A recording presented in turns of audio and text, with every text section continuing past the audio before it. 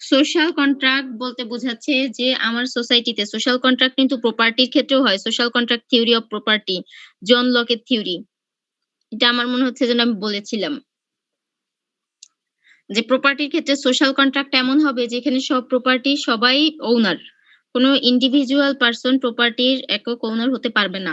Individual ownership থাকবে না। আর social কন্ট্রাক্টে লিগালিস্টিক orientation কেমন? Right action tends to B defined in terms of general individual rights and standards that have been critically examined and agreed upon by the whole society. মানে আপনার যে অ্যাকশনটা, যে কাজের জন্য যে অ্যাকশনটা, রাইট অ্যাকশন অবশ্যই একই রাইট টাইমে আপনাকে পারফর্ম করতে হবে এবং ক্রিটিক্যালি এক্সামিনড অ্যান্ড এগ্রিড আপন বাই দ্য হোল সোসাইটি এবং সেটার একটা কি সোশ্যাল স্ট্যান্ডার্ডও আছে। আমি কিভাবে লিখবো বা আমি কিভাবে স্টাডি করব, আমার সোসাইটিতে স্টাডি করার সিস্টেম যেরকম আমি সেভাবেই করব। আমার এসএসসি পর্যন্ত এক একটা টার্ম ছিল। এরপর হচ্ছে কি আপনি বিএসসি বলেন, অনার্স বলেন, যে যেভাবে পড়ছেন আমার সোসাইটি থেকে একটা স্ট্যান্ডার্ড মেইনটেইন করছে। এবার এটা হচ্ছে ক্রিটিক্যালি এক্সামিনড এন্ড এগ্রিড আপন বাই দ্য হোল সোসাইটি। এই যে স্ট্যান্ডার্ডটা, এডুকেশন সিস্টেমের স্ট্যান্ডার্ডটা ক্রিটিক্যালি এক্সামিনড হয়েছে, আবার সোসাইটি দ্বারা অ্যাপ্রুভড হয়েছে। There is a clear awareness of the relativism of personal values and opinions and a corresponding emphasis upon procedural rules for reaching consensus. এখানে একটা clear অ্যাওয়ারনেসও আছে। আমরা তো এক্সাম্পল হিসেবে এডুকেশন সিস্টেমটা ধরলাম, অন্যান্য এক্সাম্পলও হতে পারে, যেমন পলিটিক্যাল সিস্টেম হতে পারে। এডুকেশন সিস্টেমে অনেক রিটেন রুলস রেগুলেশনস আছে এবং সেই রুলস রেগুলেশনস গুলো অনেকের সম্মতিতেই হয়েছে, বড় বড় স্কলারদের সম্মতিতেই হয়েছে। আবার এখানে কিন্তু অনেক চেঞ্জও আসছে। সে 71 এর পর 72 তে যে কুদরতি ক্ষুদা শিক্ষা কমিশন ছিল, এরপরে একটার পর একটা শিক্ষা কমিশন আসছে না। এবার এডুকেশন সিস্টেমে যে change,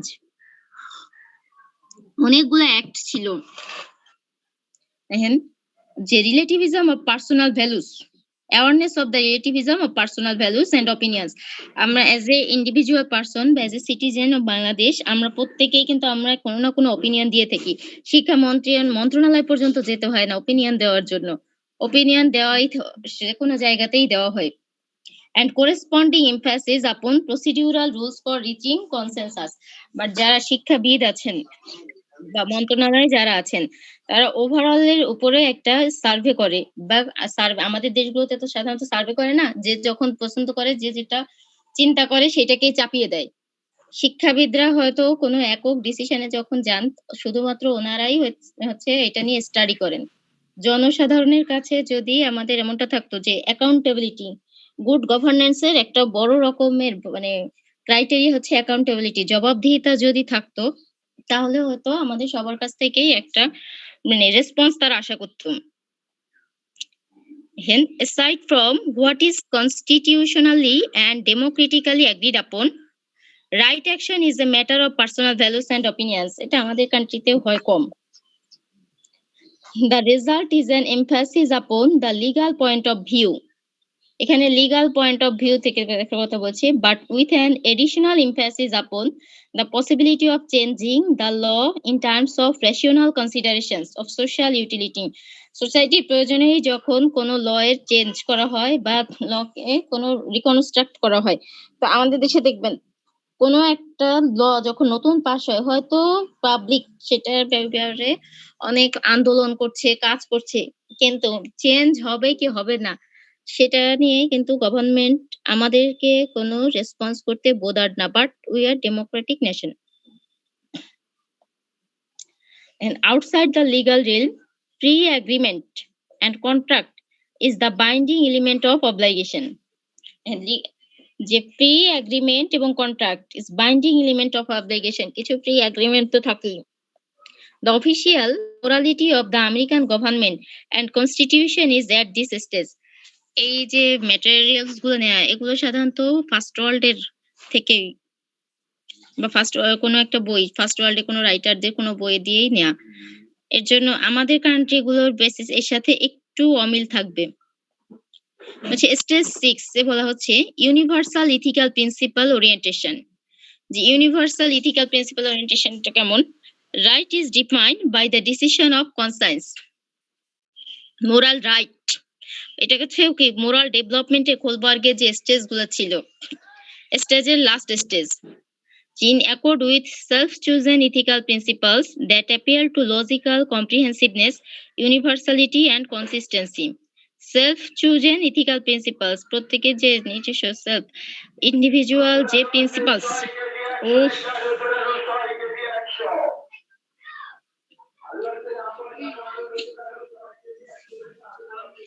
and universality and consistency থেকে these principles are abstract and ethical আমাদের নিজস্ব যে ethics আছে ethical principle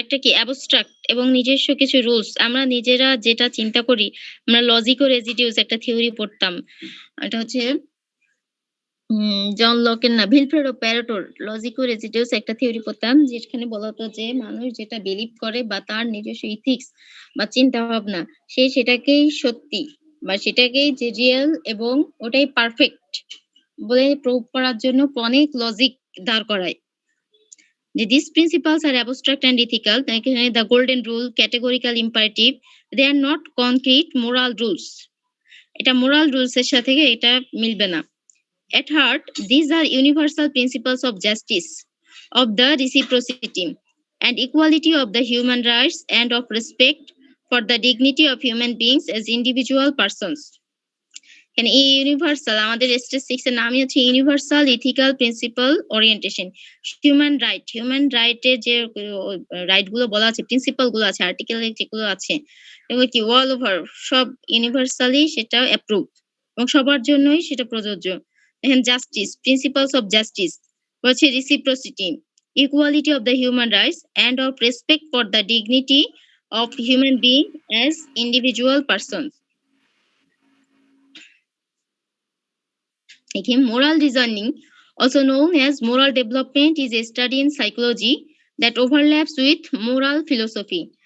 মোরাল রিজনিং টা বলা হচ্ছে যে মোরাল রিজনিং এটা মাঝে মাঝে মোরাল ডেভেলপমেন্ট বললেও এটাকে বলা হয় but study in psychology is a psychology যে স্টাডি ওভারল্যাপ করা হয় মাঝে মাঝে মোরাল ফিলোসফির সাথে children can make moral decisions about what is right and wrong from a younger age This makes morality fundamental to the human condition. Right এবং wrong family থেকে parents এর মাধ্যমে ফার্স্ট শিখিয়ে দেওয়া হয় moral reasoning however is a part of morality that occurs both within and between individuals within নিজস্ব নিজের ভিতরে এবং between একটা গ্রুপের ভিতরে prominent contributors to this theory include Lawrence Kohlberg and Eliot এটা দেখা যাচ্ছে না Turiel and the term is sometimes used in a different sense. Reasoning under conditions আমরা আগে পড়েছি ডেভেলপমেন্টের যে থিওরিটা স্টেজগুলা এবার মোরাল রিজনিং সম্পর্কে আরেকটু ডিসকাস করব যে conditions the term is sometimes used in a different sense. Reasoning under conditions of uncertainty রিজনিংটা হচ্ছে একটা আনসার্টেইন একটা কন্ডিশনের মধ্যে চিন্তা করে বলা হয় such as those commonly obtained in a court of law. It is this sense that gave rise to the phrase to a moral certainty. However, this idea is now seldom used outside of churches or juries. এটা হচ্ছে outside of charges or জুরিস মানে এই যে moral রিজনিংটা এটা সাধারণত কোনো court of law বা হচ্ছে কোনো আইন রুলস রেগুলেশনস এর বাইরে মনে করা হয় কি moral reasoning can be defined as being the process in which individuals try to determine the moral reasoning can be defined as being the process in which individuals try to determine the difference between what is right and what is wrong by using logic এখানে লজিকটা হচ্ছে important একটা factor যে আমরা logic দাঁড় করে বলে না যে লজিক্যালি চিন্তা করো নট ইমোশনালি লজিক দাঁড় করিয়ে রাইট এবং রং এর মধ্যে ডিফারেন্সটা ক্রিয়েট করা হয় This is an important and often daily process that people use when trying to do the right thing. For instance, every day people are faced with the dilemma of whether to lie in a given situation or not. প্রত্যেকটা সিচুয়েশনে people কি একটা dilemma ভোগে না decision নিতে হলে সেখানে একটা ডিলেমা থাকবেই People make this decision by reasoning the morality of their potential actions. and through weighing their actions against potential consequences. এই যে মোরালিটির ব্যাপারে বা ডিসিশনের ক্ষেত্রে লজিক্যাল রিসিডিউসের সেই থিওরির মতো যে আমি যেটা বলেছি এটা যে সত্য বা এটাই অ্যাবস্ট্রাক্ট, এটাই রাইট, এটাকে এস্টাবলিশড করার জন্য আমি অনেক লজিক দাঁড় করাবো। এবার তার একটা ওয়েটও থাকে। এখানে moral choices can be personal, economic or ethical. As described by some ethical choice or regulated by ethical regulations, maybe না relationships, relationships with others. এখন হতে পারে ইকোনমিক এর ক্ষেত্রে, পার্সোনাল তো বাদ দিলাম, ইকোনমিক হতে পারে বা অন্য ইকোনমিক বা পলিটিক্যাল হতে পারে। ইকোনমিক্যালি চিন্তা করি, কেউ কেউ মনে করবে যে ঘুষ বা ব্রাইব্রি বা ডিসঅনেস্টি বা করাপশনটাকে মানে বৈধ, লিগ্যাল, আবার কেউ মনে করবে যে এটা ইলিগ্যাল অ্যাক্টিভিটিস। এইখানেই তো ডিসিশনের ব্যাপার আসে। This branch of psychology is concerned with how these issues are perceived by ordinary people. যে সাইকোলজির এই ব্রাঞ্চটা করা হয় যে কিভাবে এই যে ইস্যুস গুলা perceive by ordinary people, so is the foundation of descriptive ethics. There are many different forms of moral reasoning which often are dictated by culture. হ্যাঁ, moral reasoning এর অনেক ফর্মস আছে যেটা কালচারের দ্বারাই ডিক্টেটেড হয়। ক্লাসরুম এনভায়রনমেন্ট কেমন হবে, অবশ্যই কালচারের দ্বারা ডিটারমাইন্ড হবে। And cultural differences in the high levels of cognitive function associated with moral reasoning can be observed through the association of brain networks from various cultures and their moral decision making. Moral decision making, আমরা যারা এই যে Asian country গুলোতে আছি, এরা যখন কোনো European কান্ট্রিতে যাই বা আদার কোনো মানে ফার্স্ট ওয়ার্ল্ডের দিকেই যাই, তখন হচ্ছে আমরা মাঝে মাঝে একটু মানে চিন্তা বা প্রবলেমে পড়ে যাই যে আমাদের ডিসিশন মেকিং প্রসেসটা কেমন হয়। আমার কান্ট্রিতে যে প্র্যাকটিসটা আমরা এই লিগ্যাল মনে করি বা ঠিক আছে ইটস ওকে, বাট অন্যান্য কান্ট্রিতে সেটা সবসময় প্রপার নাও হতে পারে। Okay?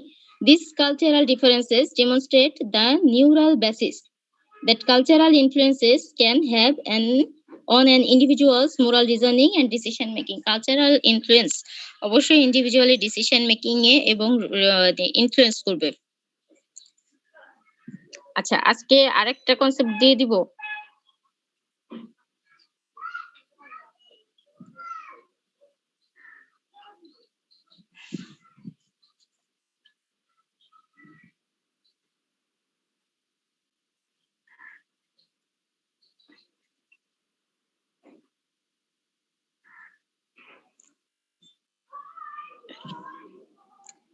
কতজন আছে? 93 না, 37 বাজে।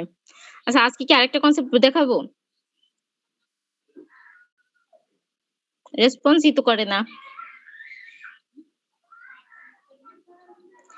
জি ম্যাডাম, দেখান। আচ্ছা ঠিক আছে, আরেকটা কনসেপ্ট দেখাই। দেখুন, সিলেবাসটা কি কেউ খেয়াল করছেন এর ভিতরে? না মিস। সিলেবাসটা খেয়াল করলে বোঝা যাবে যে আমরা আগাচ্ছি কিভাবে। এরপরে আমি সিআর এর মেইলে দিয়ে দিচ্ছি এখনই। সিআর মেইল নাম্বারটা কি দিয়েছিলেন? হ্যাঁ ম্যাম, হোয়াটসঅ্যাপে দিয়ে দিলে হয় না? হোয়াটসঅ্যাপে দিয়ে দিব। হুম। আচ্ছা,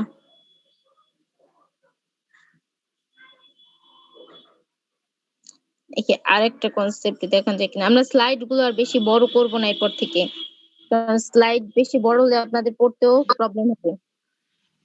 পরের স্লাইড গুলো মানে একটু বড়ই হয়েছে।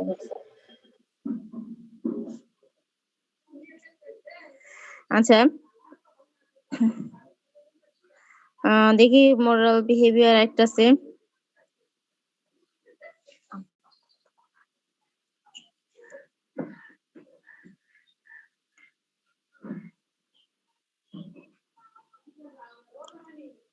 আচ্ছা, অর্গানাইজেশনাল কমিটমেন্ট।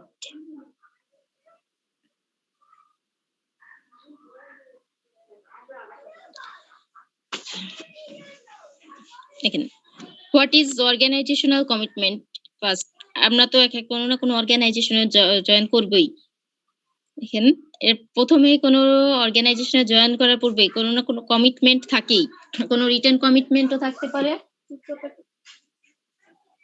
দেখি, The organizational commitment is the bond employees experience with their organization. Organizational commitment হচ্ছে অর্গানাইজেশনের সাথে এমপ্লয়ির যে বন্ডটা। Broadly speaking, employees who are committed, commitment আবার রিটেন হয়, আবার কখনো রিটেন না, ওরালও হয়। বাট বন্ড হচ্ছে এমন জিনিস, কমিটমেন্টটাই হচ্ছে আপনার এই অর্গানাইজেশনের সাথে আপনার ওয়ার্কিং এনভায়রনমেন্ট বলি, আপনার স্যালারি, প্রফেশনাল এক্সপেরিয়েন্স প্রত্যেকটা জিনিস ডিটারমাইন করে দেয়। Broadly speaking, employees who are committed to their organization generally feel a connection with their organization, feel that they fit in and feel they understand the goals of the organization. অনেক employee আছে যারা থাকবে দেখবেন যে অর্গানাইজেশনের প্রতি খুব dedicated থাকে, প্রত্যেকটা কাজ টাইমলি করে বা প্রত্যেকটা মানে ওয়ার্ক প্রপারলি ফিনিশ করার চেষ্টা করে। আবার অনেকেই আছে একটু উইকলি পারফর্ম করে যে না যা হয় হবে। আমি আমার কাজের প্রতি কতটা কমিটেড তার উপরেই ডিপেন্ড করে যে আমি এই অর্গানাইজেশনের জন্য ফিট কিনা। the added value of such, at first মনে করতে হয় যে আমি এই অর্গানাইজেশনের একটা পার্ট কিনা। যদি পার্ট মনে করে তাহলে তাকে অবশ্যই সে কমিটেড থাকবেই তার ওয়ার্কের প্রতি। The added value of such employees is that they tend to be more determined in their work. এই কমিটমেন্টের মাধ্যমেই হচ্ছে এই ওয়ার্কের প্রতি হয়তো বেশি ডিটারমাইন্ড সেটা বোঝা যায়। যে show relatively high productivity and are more proactive in offering their support. এবং খুব বেশি প্রোডাক্টিভ থাকে। যদি কমিটেড কোনো একটা ইন্ডাস্ট্রিতে শুধুমাত্র লেবার ক্লাসও যদি হাইলি কমিটেড থাকে তাহলে সেখানকার প্রোডাকশন বা আউটকাম অনেক বেশি থাকবে। দেখেন, organizational commitment is an individual psychological attachment to the organization. এখন স্টুডেন্টদের কমিটমেন্ট হচ্ছে তার ডিপার্টমেন্টের প্রতি। প্রথম হচ্ছে তার ডিপার্টমেন্ট, এরপর হচ্ছে তার university. But professional So the basis behind many of these studies was to find ways to improve how workers feel about their jobs so that these workers would become more committed to their organizations. The basis behind many of these studies was to find ways to improve how workers feel about their jobs so that these workers would become more committed to their organizations. Workers their feelings term. Organizational commitment predicts work variables such as turnover, organizational citizenship behavior, and job performance. যে organisational commitment, এই যে turnover বলি বা organisational citizenship এর behaviour, job performance, এগুলোকে এই কমিটমেন্টটার মাধ্যমে এগুলোকে প্রিডিক্ট করা হয়। Some of the factors such as role, stress, empowerment, job insecurity, and employability and distribution of leadership have been shown to be connected to workers' sense of organizational commitment. আমি যদি committed থাকি কোনো একটা অর্গানাইজেশনের প্রতি, অবশ্যই আমার সেখানে এট ফার্স্ট আমাকে সিকিউরিটি দিতে হবে, জব সিকিউরিটি দিতেই হবে। দেন আমার অন্যান্য এই যে রোল স্ট্রেস, আমার জবের ক্ষেত্রে জব সিকিউরিটি, এবং একটা হচ্ছে ফাইন্যান্সিয়াল কি বলে সাপোর্ট। ওভারটাইম, অনেক প্রতিষ্ঠান আছে ওভারটাইম দেয় না। ওভারটাইম যদি না থাকে তাহলে কি ওভারটাইম ওয়ার্কাররা করবে? Types of organisational commitment, financial support বা ফাইন্যান্সিয়াল বেনিফিট, এইটা হচ্ছে সব থেকে বড় কমিটমেন্ট বা বড় সাপোর্ট, যেটা না হলে কোনোভাবেই কোনো কাজ করার মতো কি মোটিভেশন আসবেই না। But typesটা দেখি, the description above is a very good indicator of organizational commitment but does only offer a broad description. দেখি, in their article, three component model of commitment, John Mayer and Natalie Allen discuss organizational commitment in great detail. তাদের আর্টিকেলে দিয়েছেন three types, একটা হচ্ছে effective commitment, continuance commitment, একটা হচ্ছে normative। effective commitment দেখি, the effective commitment relates to how much employees want to stay at their organization. এমপ্লয়িরা তাদের অর্গানাইজেশনে কতটা স্টে করতে চায়। যদি বেটার অপরচুনিটি না থাকে, তারপর একটা কি প্রমোশন যেটাকে বলি, আপগ্রেডেশন যদি না থাকে, সেখানে স্টে করার মতো মেন্টালিটি কোনো ওয়ার্কারেরই থাকবে না। If an employee is effectively committed to their organization, it means that they want to stay at their organization যদি এই অপরচুনিটি গুলা বা এই বেনিফিট গুলো প্রোভাইড করে অবশ্যই ওয়ার্কাররা আমার মনে হয় না যে কেউ কোনো ওয়ার্কার বা সাধারণত আমাদের দেশের মতো মানুষ সাধারণত কোনো কিছুতে মানে খুব বেশি কাজে সুইচ করতে চায়, এক জায়গা থেকে আরেক জায়গায় যেতে চায়। They typically identify with the organizational goals, feel that they fit into the organization and are satisfied with their work.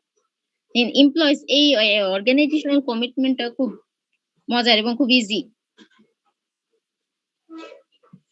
Okay. Employees who are effectively committed feel valued, act as ambassadors for their organization, and are generally great assets for organizations. অনেক employee আছে যে তারা তাদের অর্গানাইজেশনের বা ইন্ডাস্ট্রির বা কোম্পানির অ্যাম্বাসেডর হিসেবে কাজ করে, যেখানেই যায় না কেন তার প্রতিষ্ঠানকে রিপ্রেজেন্ট করার চেষ্টা করে। Continuance commitment. Continuance commitment relates to how much employees feel the need to stay at their organization. যে কন্টিনিউয়াস কমিটমেন্ট হচ্ছে how much employee feel the need to stay, সে তাকে তার অর্গানাইজেশনের জন্য নিজেকে কতটা প্রয়োজনীয় মনে করেন। In employees that are continuous committed, the underlying reason for their commitment lies in their need to stay with the organization. In employee that are, একবার বলছি যে employees that are continuous committed, the underlying reason for their commitment lies in their need to stay with the organization. সে তাকে কোম্পানির জন্য বা অর্গানাইজেশনের জন্য কতটা প্রয়োজন মনে করে এবং কখন মনে করে যে আমাকে এখানে থাকতে হবে, আমাকে এখানে স্টে করতে হবে এটার বেটারের জন্য। And possible reasons for needing to stay with organizations vary, but the main reason relate to a lack of work alternatives and remuneration. Alternative R remuneration এই দুটার জন্যই, যে আমার অল্টারনেটিভ জব কেমন অ্যাভেলেবল কিনা, আরেকটা হচ্ছে রেমিউনারেশন, আমি যে অন্য জবে যাব বা এটা জবটা চেঞ্জ করব আমার আদার জবে এটার থেকে বেশি রেমিউনারেশন পাবো কিনা।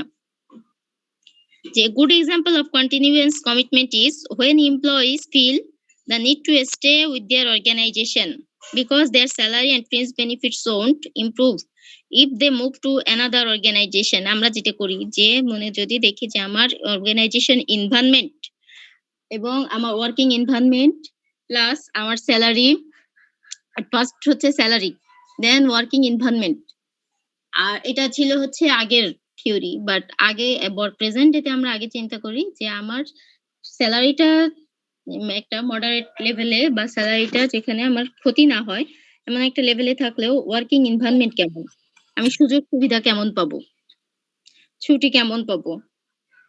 দেখেন such examples can become an issue for organizations as employees that are continuous committed may become dissatisfied and disengaged with their work and yet are unwilling to leave the organization. Remuneration ভালো না থাকলে, promotion ভালো না থাকলে অবশ্যই সাধারণত ডিসএঙ্গেজ হয়ে যায় জব থেকে। সাধারণত লেবার ক্লাসে দেখবেন যারা হচ্ছে কোনো একটা ইন্ডাস্ট্রিতে লেবার ক্লাস, সাধারণত একটা বড় পোরশন, লার্জ পোরশন হচ্ছে কিন্তু লেবার ক্লাস, ওয়ার্কার ক্লাস যাদেরকে আমরা বলি। ওয়ার্কাররা খুব দ্রুত এক জব থেকে আরেকটা, এক ইন্ডাস্ট্রি থেকে আরেক ইন্ডাস্ট্রিতে যাচ্ছে। বাট একটু উপরের লেভেলে যারা আছেন ব্যুরোক্রেটিক চেইনে যারা উপরে যে মিডল রেঞ্জ, মিডলে বা টপে আছে, টপে যারা একেবারে বটম আর টপ এই দুইজনের হচ্ছে সুইচ করা খুব বেশি ইজি হয়। আর মিডলে যারা আছে এরা সাধারণত সুইচ করতে চায় না যদি এই যে বেটার রেমিউনারেশন প্লাস আপগ্রেডেশনটা ভালো থাকে। নরমেটিভ কমিটমেন্টের পর, নরমেটিভ কমিটমেন্ট হচ্ছে, নরমেটিভ বলতেই বোঝাচ্ছে কোনো একটা মান নির্ধারক, যে গুড অর ব্যাড এরকম একটা ডিসিশন দিয়ে দেয়, যেখানে যে normative commitment relates to how much employees feel they should stay at their organization. এটাও এরকম রিলেট করছে যে আমি এখানে থাকবো, আমার এখানে থাকা উচিত কিনা, মানে এখানে আমাকে কতটা প্রয়োজন, এটার সাথে রিলেশনশিপ দেখায়। Employees that are normatively committed generally feel that they should stay at their organization. নিজেকে যখন ইম্পর্টেন্ট ভাবে, normatively committed employees feel that leaving their organization would have disastrous consequences and feel a sense of guilt about the possibility of leaving. এবং তারা নিজেদেরকে importance কিছু দেখবেন প্রত্যেকটা অর্গানাইজেশনে বা ক্লাসরুমেও দেখবেন কিছু কিছু পার্সন খুব বেশি অ্যাক্টিভ থাকে এবং আবার কিছু পার্সনও থাকে যাদের কোনো কিছুতেই কিছু যায় আসে না। একই ক্লাসরুমেই খেয়াল করেন আপনার কোনো ফ্রেন্ড খুব বেশি কোনো একটা খুব ভালো পারফর্ম করবে কোনো একটা কিছু কোনো অ্যারেঞ্জ করার ব্যাপারে। আবার কেউ টোটাল পারফর্ম তো দূরের কথা জানেই না যে কি হচ্ছে। যখন এই যে ফিল করে যে সেন্স অফ গিল্ট এবং এই যে ডিজাস্টার সিচুয়েশন হতে পারে, নিজেকে ইম্পোর্টেন্ট ভাবে। Reasons for such guilt vary. এই যে গিল্ট ফিল করা এটা হচ্ছে ভ্যারি করে। এটা রিজনটা ভ্যারি করছে। But are often concerned with employees feeling that in leaving the organization they would create a void in knowledge skills which would subsequently increase the pressure on their colleagues যে তার মানে resign নেওয়াটা বা তার ডিসএঙ্গেজড হয়ে যাওয়াটা তার কলিগের উপর প্রেশার তৈরি করবে। The such feelings can and do negatively influence the performance of employees working in organizations. যে লিডিং কোয়ালিটি আমরা যদি এখানে লিডারশিপ আছে কিনা খেয়াল করিনি আমি। লিডারশিপ কোয়ালিটির মধ্যে একটা আছে যে তখন যে লিডার যখন নিজেকে মনে করে যে আমাকে এখানে থাকতেই হবে এবং এই পাবলিকের জন্য আমার প্রয়োজন, এই গ্রুপটার জন্য আমাকে প্রয়োজন। এখানে In conclusion, the importance of employee commitment for organization is well documented. All three forms of commitment highly influence the length that employees stay with organizations. See, what is most important for organization is to recognize each type of commitment in employees and to aim to encourage effective commitment. Why is organizational commitment important? Important কেন? এই যে the significantly contribute to successful organizational performance. কমিটমেন্টের কারণেই পারফরম্যান্সটা অবশ্যই vary করে। আমার যেখানে commitment নাই শুধু কি আচ্ছা এই কমিটমেন্ট আপনি যখন ক্লাসরুমে ক্লাস নিলে তো অনেক কথা বলা যায়। কমিটমেন্ট কি শুধু অর্গানাইজেশনের ক্ষেত্রে হয়? পার্সোনাল লাইফে কোনো কমিটমেন্ট থাকে না? মানুষের প্যারেন্টস এর প্রতি থাকতে পারে, ফ্রেন্ড এর প্রতি থাকতে পারে, পার্টনারের প্রতি থাকতে পারে। এবার সেই জায়গা থেকে আপনি কমিটমেন্ট জিনিসটা কেমন হয় চিন্তা করেন। যে আমার যদি আমার প্যারেন্টস এর প্রতি কমিটমেন্ট থাকে অবশ্যই আমার রেসপন্সিবিলিটি থাকবে তাদের প্রতি অনেক বেশি। আমাকে কোন কাজ করতে হবে তাদের প্রতি বা কি করা যাবে না প্রত্যেকটা জিনিসে আমি অ্যালার্ট থাকবো। ঠিক তেমনি অর্গানাইজেশনাল কমিটমেন্টটা হচ্ছে এইটারই একটা রিপ্লেসমেন্টের মতো। যে research shows that profit, sales growth, market share, etc. are all connected with organizational commitment. And they are unlikely to withdraw. And studies reveal that they not only show up but they come to work more prepared to get the job done. মানে এটা শুধুমাত্র কমিটমেন্টটা যে শুধুমাত্র show up করার জন্য এমনটা না। এটা অবশ্যই কোনো একটা অর্গানাইজেশনের বা কোনো একটা ইন্ডাস্ট্রির, কোনো একটা কোম্পানির যে জবটা, আউটকামটা যে টার্গেটটা থাকে এই টার্গেটটা ফিল আপ করে। কি? They are willing to make sacrifices for the organization. Yes, this is huge. Commitment ব্যাপারটা আপনারা সবাই তো বোঝেন। এখনো তো পার্সোনাল কমিটমেন্ট অনেক হয়ে গেছে। পার্সোনাল কমিটমেন্ট যদি পার্সনের সাথে পার্সনের হয়ে থাকে তাহলে অর্গানাইজেশনের সাথে কমিটমেন্টটাও আপনি খুব ভালোভাবে বুঝতে পারেন। যে this is huge. To science, effectively committed employees are more apt to accept pay cuts during hard times to see the organization.